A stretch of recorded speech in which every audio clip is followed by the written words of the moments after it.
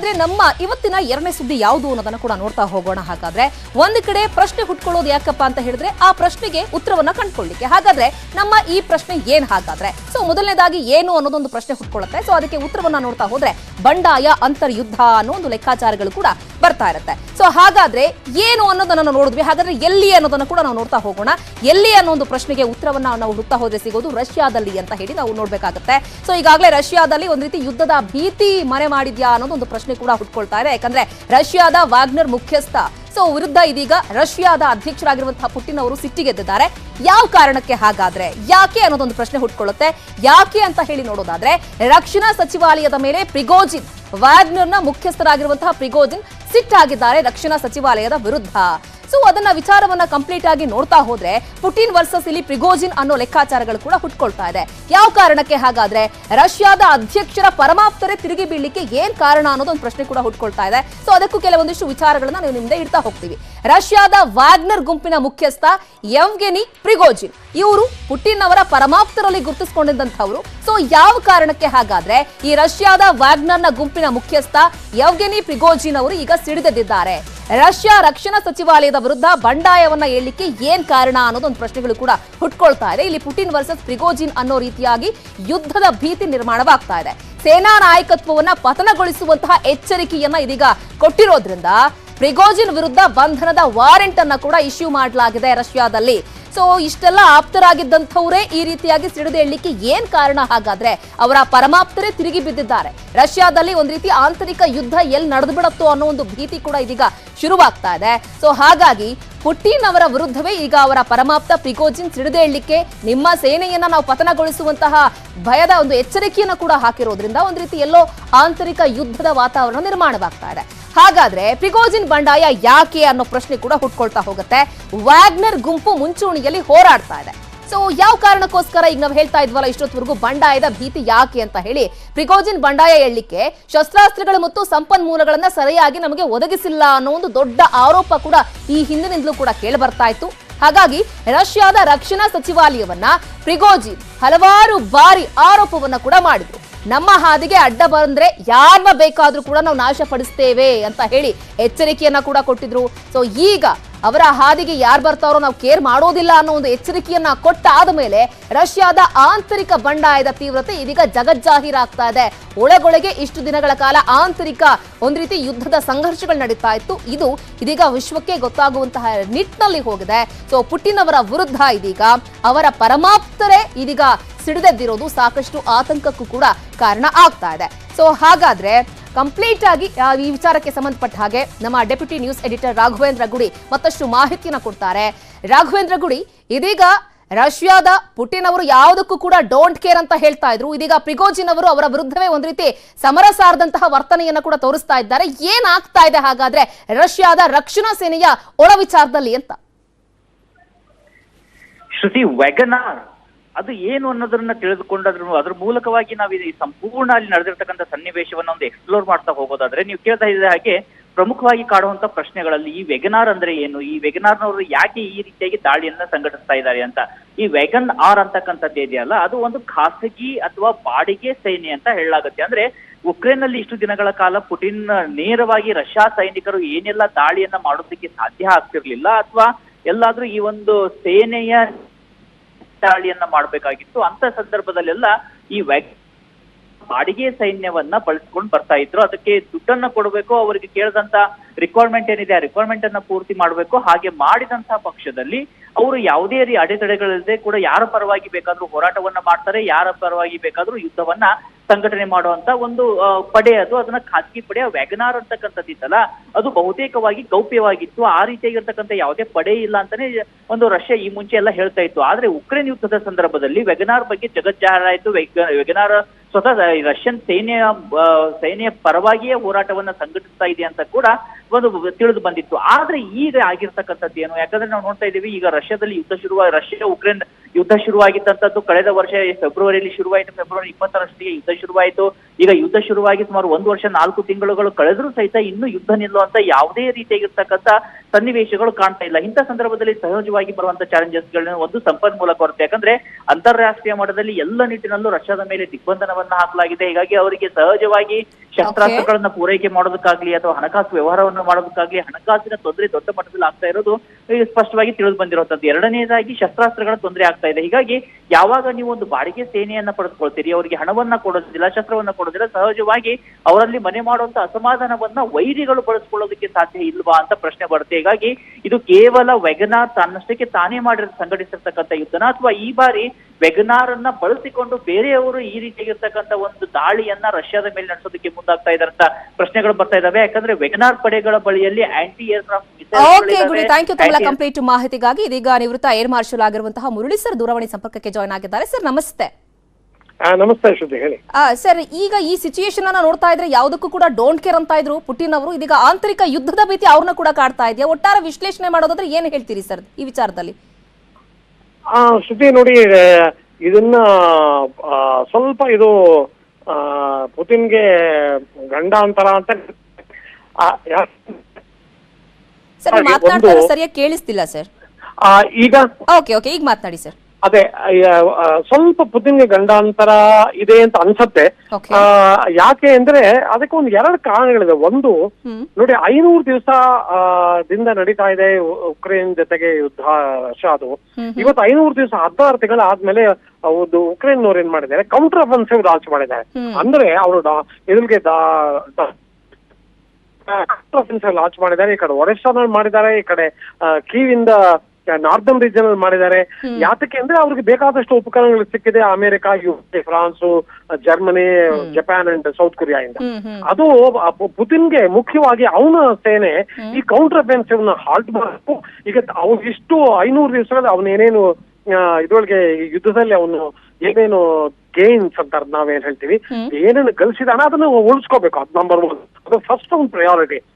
ಆದ್ರೆ ಅವನ್ಗೆ ಏತನ್ ಮಧ್ಯ ಈ ಮ್ಯೂಟಿನಿ ವ್ಯಾಗ್ನರ್ ಗ್ರೂಪ್ ಈ ಎವೆಗ್ನಿ ಪೊಸಿಷನ್ ಮಾಡಿರುವಂತಹ ಮ್ಯೂಟಿನಿ ಖಂಡಿತ ತಲೆನೋವಾಗಿ ಬಂದಿರಬಹುದು. ಆಕ್ಚುಲಿ ಇವತ್ತು ಡೊನೆಟ್ಸ್ಕ್ ರೀಜನ್ ಅಲ್ಲಿ ಇದೇ ವ್ಯಾಗ್ನರ್ ಗ್ರೂಪ್ನವರು ಉಕ್ರೇನ್ ಫೋರ್ಸಸ್ ವಿರುದ್ಧ ಯುದ್ಧ ಆಡ್ತಾ ಇದ್ದಾರೆ, ಇದೇ ಫೋರ್ಸ್. ಆದ್ರೆ ಇದ್ದಕ್ಕಿದ್ದಂಗೆ ಇವ್ರು ತಿರುಗ್ಬಿಟ್ಟು ಆ ಕಡೆ ರಾಸ್ಕಾವ್ ಅಂಡ್ ಡಾನು, ಆಮೇಲೆ ಇದನ್ನ ಲಿಪೆಟ್ ರೀಜನ್ ಸೌತ್ ವೆಸ್ಟರ್ನ್ ಇದ್ರೊಳಗೆ ರಷ್ಯಾನಲ್ಲಿ ಆಕ್ಯುಪೈ ಮಾಡ್ಕೊಂಡು ಮಿಲಿಟರಿ ಹೆಡ್ ಕ್ವಾರ್ಟರ್ಸ್ ಆಕ್ಯುಪೈ ಮಾಡ್ಕೊಂಡು ನಾವು ಪೂರ್ತಿ ಮಿಲಿಟರಿನೇ ನಿರ್ನಾಮ ಮಾಡ್ತೀವಿ, ನಾವು ಅಡ್ಮಿನಿಸ್ಟ್ರೇಷನ್ ಉಳಿಸ್ತೀವಿ ಅಂತ ಆ ಎವೆಗ್ನಿ ಒಂದು ಸ್ಟೇಟ್ಮೆಂಟ್ ಕೊಡ್ತಾರಲ್ಲ, ಅದು ಬಹಳನೇ ಆಶ್ಚರ್ಯಕರವಾದ ಸಂಗತಿ. ಸೊ ಇದು ಪುತಿನ್ಗೆ ಈಗ ಅತ್ತ ದಾರಿ ಇತ್ತ ಪುಲಿ ಅಂತ ಹೇಳ್ತೀವಲ್ಲ, ಆ ತರ ಆಗ್ಬಿಡಿದೆ. ಈ ಕಡೆ ಆ ಕಡೆ ಯುದ್ಧ ಮಾಡ್ಬೇಕು ಅಥವಾ ಆಂತರಿಕ ಗಲಭೆಯನ್ನು ಸ್ಟಾಪ್ ಮಾಡ್ಬೇಕು. ಪುತಿನ್ ಅಂತ ಮನುಷ್ಯ ಅಲ್ಲ ಅವನು. ಈ ನಿರ್ಮಾಣ ಮಾಡ್ತಾರೆ. ನಿರ್ನಾಮ ಮಾಡಿ ಅವನು ಇವನ್ ಯವೆಗ್ನಿನ ತಿರ್ಗಾ ಬಂಧಿಸಿ ಅವನ್ಗೆ ಅವನ ವಾರ್ ಕ್ರಿಮಿನಲ್ ಅಂತ ಘೋಷಣೆ ಮಾಡ್ತಾರೆ. ಇದೇ ಯವೆಗ್ನಿನ ಇವನು 2013 ಇವನು 13 ವರ್ಷ ಕಾರಾಗೃಹದಲ್ಲಿ ಇಟ್ಬಿಟ್ಟು ಆಮೇಲೆ ರಿಲೀಸ್ ಮಾಡಿದಾನೆ. ಇದೇ ಇದು ರಷ್ಯಾ. ಇವನ್ ಯವೆಗ್ನಿನ್ ಕಟ್ಟಿದ್ದೆ ಪುತಿನ್. ಆಮೇಲೆ 2014 ಅವನು ಮುಂದಿಟ್ಕೊಂಡು ಕ್ರಿಮಿಯಾನ ಅನೆಕ್ಸ್ ಮಾಡಿದ್ರು. ಅದಾದ್ಮೇಲೆ ಯವೆಗ್ನಿ ಏನ್ ಮಾಡ್ದ, ನನಗೂನು ವ್ಯಾಗ್ನರ್ ಗ್ರೂಪ್ಗೂ ಏನು ಸಂಬಂಧ ಇಲ್ಲ, ನಾನು ಬಿಸ್ನೆಸ್ ಮ್ಯಾನ್ ಅನ್ಕೊಂಡು ರೆಸ್ಟೋರೆಂಟ್ಸ್ ಎಲ್ಲ ಶುರು ಮಾಡಿದೆ ನಾನು ಮಾಸ್ಕೋನಲ್ಲಿ. ಆಮೇಲೆ ಇದ್ದಕ್ಕಿದ್ದಂಗೆ ಪುತಿನ್ಗೆ ಬಹಳ ಆಪ್ತ ಮಿತ್ರ ಆಗೋದ. ಅದೇ ಆಪ್ತ ಮಿತ್ರ ಇವತ್ತು ಅವನ ವಿರುದ್ಧ ತಿರುಗ್ಬಿದ್ಯ. ಸೊ ಅದರಿಂದ ಖಂಡಿತ ಒಂದು ತೊಂದರೆ ಗಂಡಾಂತರ ಇದೆ ಪುತಿನ್ಗೆ. ಆದ್ರೆ ಪುತಿನ್ ನಮಗ್ ಗೊತ್ತು, ಪುತಿನ್ ಇದಕ್ಕೆಲ್ಲ ಭಗವಂತ ಮನುಷ್ಯ ಅಲ್ಲ, ಅವನು ಹೊಡೆತಾನೆ ಅಂತ ಗೊತ್ತು. ಆದ್ರೆ ಇವತ್ತು ಜಗತ್ತಿನಲ್ಲಿ ಪುತಿನ್ಗೆ ಏನಾರು ಅವನ್ಗೆ ತೊಂದರೆ ಆದ್ರೆ ಅವ್ನ್ ಬಿತ್ತರೆ ಅಯ್ಯೋ ಅನ್ನೋರು ಯಾರು ಇಲ್ಲ. ಎಲ್ಲರೂ ಸಂತೋಷ ಪಡ್ತಾರೆ, ಹೋದ ಪುತಿನ್ ಹೋದ್ನಾ ಒಳ್ಳೇದ ಅಂತಾರೆ. ಹಂಗಾಗಿನೇ ಪುಟಿನ್ ಅವರು ಏನ್ ಮಾಡ್ಲಿಕ್ಕೂ ಕೂಡ ಹಿಂದೆ ಮುಂದೆ ನೋಡಲ್ಲ ಅಂತ ಅನ್ಸತ್ತೆ.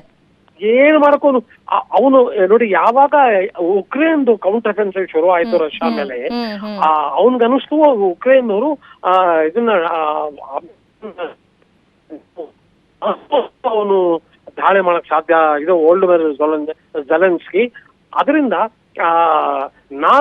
ನನ್ನ ಹತ್ರ ಲಿಮಿಟೆಡ್ ನ್ಯೂಕ್ಲಿಯರ್, ನಾನು low yield ballistic nuclear weapons ನಾವು ಯೂಸ್ ಮಾಡಕ್ಕೆ ನಾವು ಹೇಸುವುದಿಲ್ಲ ಅಂತ ಒಂದು ಸ್ಟೇಟ್ಮೆಂಟ್ ಕೊಟ್ಟ ರೀಸೆಂಟ್ ಆಗಿ, ಹೌದು. ಬಹಳ ಇತ್ತೀಚೆಗೆ. ಅದಾದ್ಮೇಲೆ ಸಬ್ಜಿಯಲ್ಲಿ ಅವನು ಫಾರಿನ್ ಮಿನಿಸ್ಟರ್ ಹೇಳ್ತಾನೆ, ನಾವು ನ್ಯೂಕ್ಲಿಯರ್ ಆಪ್ಷನ್ ನಮ್ಮ ಹತ್ರ ಇದೆ, ಅದನ್ನ ನಾವು ಯೂಸ್ ಮಾಡ್ತೀವಿ ಅನ್ನುವಂತ ಒಂದು ಸ್ಟೇಟ್ಮೆಂಟ್. ಆಮೇಲೆ ಏಕನ್ ಮಧ್ಯೆ ಬೈಲೋರಷ್ಯಾ ಇದನ್ನ ಪ್ರೆಸಿಡೆಂಟ್ ಅಲೆಕ್ಸಾಂಡರ್ ಲುಕಶೆಂಕೋ ಇಲ್ಲ ರಷ್ಯಾ ನ್ಯೂಕ್ಲಿಯರ್ ಆಪ್ಷನ್ ಯೂಸ್ ಮಾಡ್ತಾರೆ ಅಂತ ಇವೆಲ್ಲ ಇತ್ತೀಚೆಗೆ ಆಗಿರುವಂತ ಡೆವಲಪ್ಮೆಂಟ್. ಸೊ ಈಗ ಪುತಿನ್ ನಿಜವಾಗ್ಲೂ ನ್ಯೂಕ್ಲಿಯರ್ ವೆಪನ್ಸ್ ಯೂಸ್ ಮಾಡ್ತಾರ ಮಾಡಲ್ವಾ ಅಂತ ಜಗತ್ತೇ ಅದನ್ನ ಯೋಚನೆ ಮಾಡ್ತಾ ಇರೋ ಆ ಟೈಮಲ್ಲಿ ಇದ್ದಕ್ಕಿದ್ದಂಗೆ ಮ್ಯೂಟಿನಿ ಶುರುವಾಗಿದೆ. ಮುರಳಿ ಸರ್, ಒಂದೇ ಸೆಕೆಂಡ್ ಲೈನ್ ಅಲ್ಲಿ ಇರಿ. ಇದೀಗ ನಮ್ಮ ಡೆಪ್ಯೂಟಿ ನ್ಯೂಸ್ ಎಡಿಟರ್ ರಾಘವೇಂದ್ರ ಗುಡಿ ಅವರು ಮತ್ತೆ ಜಾಯ್ನ್ ಆಗಿದ್ದಾರೆ. ಸೊ ರಾಘವೇಂದ್ರ ಅವರೇ ಮಾತನಾಡಿ ಮುರಳಿ ಸರ್ ಜೊತೆ. ಸರ್ ನಮಸ್ತೆ. ನಮಸ್ತೆ ರಾಘವೇಂದ್ರ, ಹೇಳಿ. ಸರ್ ಈಗ ನಾವು ವೆಗನಾರ್ ಬಗ್ಗೆ ಹೆಚ್ಚು ಮುಂಚೆ ಪ್ರಚಲಿತದಲ್ಲಿ ಇರಲಿಲ್ಲ. ಅಂದ್ರೆ ಯಾರು ಈ ಡಿಫೆನ್ಸ್ ಸೆಕ್ಟರ್ ಅಲ್ಲಿ ಇದ್ದಾರೆ ಅವ್ರಿಗೆ ಗೊತ್ತಿತ್ತು, ಆದ್ರೆ ಅದನ್ನ ಬಹಿರಂಗವಾಗಿ ಹೇಳ್ತಿರ್ಲಿಲ್ಲ. ಆದ್ರೆ ಇವತ್ತು ಯಾವ ವೆಗನಾರ್ ಅನ್ನ ರಷ್ಯಾ ಇಷ್ಟು ದೊಡ್ಡ ಮಟ್ಟಿಗೆ ಉಕ್ರೇನ್ ನಲ್ಲಿ ಬಳಸ್ಕೊಳ್ತು, ಅದರಲ್ಲೂ ಕೂಡ ಈ ಒಂದು ಯುದ್ಧದ ನಿಯಮಗಳನ್ನ ಮೀರಿ ಬಳಸ್ಕೊಳ್ತಾ ಇತ್ತು, ಇವತ್ತು ಅವರೇ ಇಷ್ಟು ದೊಡ್ಡ ಮಟ್ಟದಲ್ಲಿ ತಿರುಗಿ ಬೀಳೋದಕ್ಕೆ ಇದರ ಹಿನ್ನಡೆ ಬೇರೆ ಯಾರಾದ್ರೂ ಅವ್ರನ್ನ ಬಳಕೆ ಮಾಡ್ಕೊಂಡಿರೋ ಸಾಧ್ಯತೆಗಳು ಕೂಡ ಕಂಡು ಬರ್ತಾವ ಸರ್? ರಾಘವೇಂದ್ರ ನೋಡಿ, ಇದನ್ನ ರಷ್ಯಾ ಗ್ರೂಪ್ ನ ಎತ್ ಕಟ್ಟಿದ್ದೇ ಪುತಿನ್. ಅವನು 2014ರಲ್ಲಿ ಇವನು ಅದಕ್ಕೆ ಅದನ್ನ ಬಳಸ್ಕೊಂಡು ಇದನ್ನ ಕ್ರಿಮಿಯಾ ಅನೆಕ್ಸೇಷನ್ ಅಲ್ಲಿ ಇದನ್ನ ಬಳಕೆ ಮಾಡಿದ್ದೆ ರಷ್ಯಾ. ಆದ್ರೆ ಇವ್ರು ಉಕ್ರೇನ್ ಅವ್ರೇನು ಸುಮ್ನೆ ಕೂತಿಲ್ಲ, ಅವ್ರ ಕಡೆನೂ ಇದೇ ಮರ್ಸನರಿ ಗ್ರೂಪ್ ಇದೆ. ಆ ಮರ್ಸನರಿ ಗ್ರೂಪ್ ಬಿಟ್ಟು ಇವ್ರೇನ್ ಮಾಡಿದ್ರು, ವ್ಯಾಗ್ನರ್ ಗ್ರೂಪ್ ವಿರುದ್ಧ ಅದೇ ಡಾನ್ಬಾಸ್ ರೀಜನ್ ಅಲ್ಲಿ ಭೀಕರವಾದ ಯುದ್ಧ ಎಷ್ಟೋ ವರ್ಷಗಳಿಂದ ನಡೀತಾ ಇದೆ ಆ ಸ್ಕರ್ಮಿಶ್. ಅದರಲ್ಲಿ 20,000ಕ್ಕೂ ಜಾಸ್ತಿ ಅಲ್ಲಿನ ಇದು ಸಿಟಿಸನ್ಸ್ ಸತ್ತೋಗಿದ್ದಾರೆ. ಇವೆಲ್ಲ ಯುದ್ಧ ಶುರು ಆಗಕ್ಕಿಂತ ಮುಂಚಿನ ಮಾತುಗಳು ಇವೆಲ್ಲ ಅಂತ ಒಂದು ಮಾತು ಇತ್ತು. ಸೊ ಎರಡೂ ದೇಶಗಳು ಅವರು ಮರ್ಸನರೀಸ್ ನ ಯೂಸ್ ಮಾಡ್ಕೊತಾ ಇದ್ದಾರೆ. ಆದ್ರೆ ಈ ಕಳೆದ ಎಷ್ಟೋ ವರ್ಷಗಳಿಂದ 2014 ಅಂತ ಇಟ್ಕೊಂಡ್ರೆ 7-8 ವರ್ಷಗಳಿಂದ ಈ ವ್ಯಾಗ್ನರ್ ಗ್ರೂಪ್ ಈ ರಷ್ಯಾ ಸೈನಿಕರು ಯಾವ ತರ ಯುದ್ಧ ಮಾಡ್ತಾರೆ, ಅವ್ರ ಟ್ಯಾಕ್ಟಿಕ್ಸ್ ಏನು, ಜನರಲ್ಸ್ ಯಾರು ಅನ್ನುವಂತಹ ಇವೆಲ್ಲ ಇನ್ಫಾರ್ಮೇಶನ್ ಅವರಿಗೆ ತುಂಬಾ ಚೆನ್ನಾಗಿ ಗೊತ್ತಿತ್ತು. ಆದ್ರೆ ಏಕಾಏಕಿ ಹೀಗೆ ತಿರುಗಿ ಬಿಟ್ಬಿಟ್ಟು ಇಲ್ಲ ನೀವು ನಮ್ಮನ್ನೇ ಸಾಯಿಸ್ತಾ ಇದಾರ, ನಮ್ಮ ಸೈನಿಕರನ್ನೇ, ಅದಕ್ಕೆ ನಾವು ನಿಮ್ಮನ್ನೇ ನಿರ್ನಾಮ ಮಾಡ್ತೀವಿ, ಅಡ್ಮಿನಿಸ್ಟ್ರೇಷನ್ ಉಳಿಸ್ತೀವಿ ಅಂತ ಆ ಎರಡನೇ ಒಂದು ಇದು ಅಪೋಸಿಷನ್ ಒಂದು ಹೇಳಿಕೆ ಕೊಡ್ತಿರೋದು ಬಹಳ ಆಶ್ಚರ್ಯಕರವಾದ ಸಂಗತಿ. ಆದ್ರೆ ಏನ್ ಬೇಕಾದ್ರೂ ಇರ್ಲಿ, ಈ ಕಡೆ ಉಕ್ರೇನ್ ಯುದ್ಧ, ಈ ಕಡೆ ಇದು ವ್ಯಾಗ್ನರ್ ಗ್ರೂಪ್, ಪುತಿನ್ಗೆ ಸ್ವಲ್ಪ ಅತ್ತ ದಾರಿ ಇತ್ತ ಪುಲಿ, ಅದು ಡೆಫಿನೆಟ್ ಸ್ವಲ್ಪ ಗಂಡಾಂತರ. ಇವತ್ತಿನ ಸಂದರ್ಭವನ್ನು ಗಮನಿಸ್ತಾ ಇದ್ರೆ ಸುಮಾರು 25,000 ಮರ್ಸಿನರಿಗಳಿದ್ದಾರೆ. ಅಂದ್ರೆ ಈ ಬಾಡಿಗೆ ಸೈನಿಕರು ಬಂದಿದ್ದಾರೆ, ಜೊತೆಗೆ ಅವರ ಹತ್ರ ಅತ್ಯಾಧುನಿಕವಾಗಿರ್ತಕ್ಕಂಥ ಶಸ್ತ್ರಾಸ್ತ್ರಗಳು ಕೂಡ ಇದಾವೆ. ಇವತ್ತು ಆಲ್ರೆಡಿ ಒಂದು ಬಾಂಬರ್ ಅನ್ನ ಅವರು ರಷ್ಯಾದ ಬಾಂಬರ್ ಅನ್ನ ಹೊಡೆದು ಉರುಳಿಸಿದ್ದಾರೆ ಅಂತ ಕೂಡ ಈಗ ಮಾಹಿತಿಗಳು ಬರ್ತಾ ಇದಾವೆ. ಅಂದ್ರೆ ಆಂಟಿ ಏರ್ಕ್ರಾಫ್ಟ್ ಮಿಸೈಲ್ ಸಿಸ್ಟಮ್ ಅನ್ನ ಕೂಡ ಅವ್ರು ತಮ್ಮ ಜೊತೆಯಲ್ಲಿ ತಂದಿದ್ದಾರೆ ಅಥವಾ ಅದನ್ನ ಇಟ್ಕೊಂಡಿದ್ದಾರೆ. ಅಂದ್ರೆ ಖಂಡಿತವಾಗಿ ಈ ಶಸ್ತ್ರಾಸ್ತ್ರ ಪೂರೈಕೆಯಲ್ಲಿ ವೆಸ್ಟರ್ನ್ ಕಂಟ್ರಿಗಳ ಪಾತ್ರಗಳೇನಾದ್ರು ಕಾಣುವಂತ ಸಾಧ್ಯತೆಗಳಿರ್ತಾವ ಅಂತ? ಇಲ್ಲ ರಾಘವೇಂದ್ರ, ಅದು ಫಸ್ಟ್ಲಿ ಅವರು ಫೈಟರ್ ಏರ್ಕ್ರಾಫ್ಟ್ ನ ಉಳಿಸಿಲ್ಲ, ಅವ್ರು ಉಳಿಸಿರೋದು ಹೆಲಿಕಾಪ್ಟರ್ನ.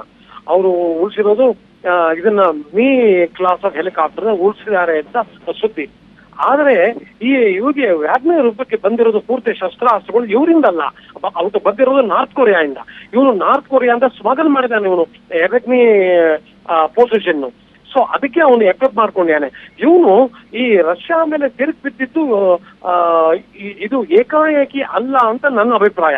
ಯಾಕೆಂದ್ರೆ ಕೆಲವು ತಿಂಗಳಿಂದ ಅಥವಾ ಯಾರು ಗೊತ್ತೊಂದು 7 ತಿಂಗಳಿಂದ ಇವನು ಅವನು ವ್ಯಾಗ್ನರ್ ಗ್ರೂಪ್ ಯಾರು ಎತ್ಕಟ್ಟಿರ್ಬೋದು.